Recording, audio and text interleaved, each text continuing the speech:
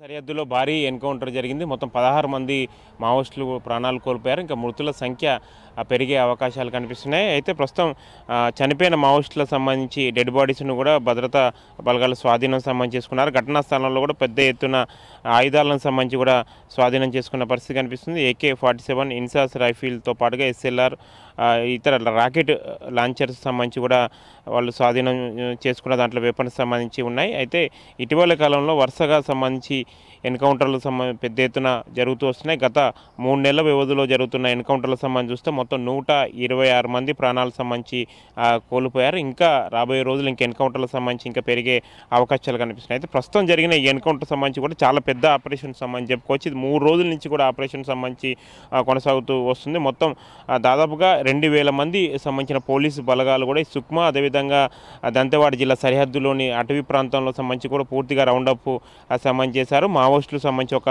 కీలకమైన సమావేశం ఏర్పాటు చేశారన్న ఆ సమాచారంతో కూడా కుంబింగ్ సంబంధించి నిర్వహించారు. ఈ కుంబింగ్ చేస్తున్న క్రమంలోనే మావోయిస్టులు ఎదురుపడడంతో కూడా పరస్పరం సంబంధించి ఎదురు కాల్పులు జరిగాయి. దీంతో మావోయిస్టు పార్టీ వైపు నుంచి ప్రాణ నష్టం తీవ్రత అనేది ఎక్కువగా ఉంది. ఇటు జవాన్లకు సంబంధించి 2 జవాన్లకు కూడా ఈ ఎన్కౌంటర్లకు సంబంధించి గాయాలయ్యాయి. వారిని కూడా వెంటనే స్థానికంగా ఉండే ఆసుపత్రికి సంబంధించి తరలించారు. ఇంకా ఈ ఆపరేషన్ సంబంధించి సర్చ్ ఆపరేషన్ కొనసాగుతుంది. మొత్తం పూర్తయిన తర్వాత ఎంతమంది చనిపోయారన్నది కూడా ఒక క్లారిటీ వచ్చే అవకాశాలు కనిపిస్తున్నాయి. ఇప్పటికే ఆపరేషన్ కగారు కేంద్ర ప్రభుత్వం చేపట్టిన ఆపరేషన్ కగారు కూడా ఫైనలిస్ట్ సంబంధించిన స్టేజ్కి వచ్చింది. మరో 6 నెలలు కూడా ఈ ఆపరేషన్ సంబంధించి పూర్తి స్థాయిలో ముగియనుంది. ఇప్పటికే దాదాపుగా 70% వరకు కూడా మావోయిస్టు పార్టీకి మొత్తం మావోయిస్టు పార్టీ వైపు ప్రాణ నష్టం సంబంధించి జరిగింది. మావోయిస్టు పార్టీ కంచి కోటలు కూడా దెబ్బతిన్నాయి. కేవలం ఇంకో 30% మాత్రమే మావోయిస్టు పార్టీకి సంబంధించిన కీలక ప్రాంతాలకు సంబంధించి ఉన్నాయి.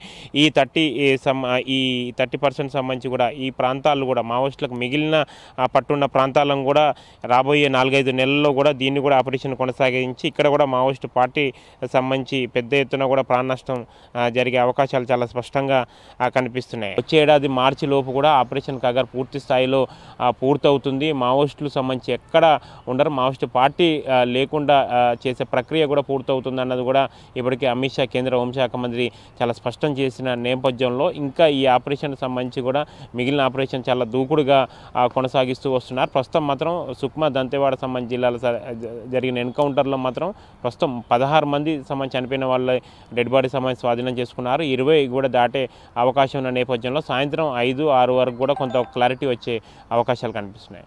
కెమెరా పర్సన్ సతీష్తో మహేందర్, సాక్షి టీవీ, ఛత్తీస్గఢ్ ఖమ్మం జిల్లా సరిహద్దు నుంచి.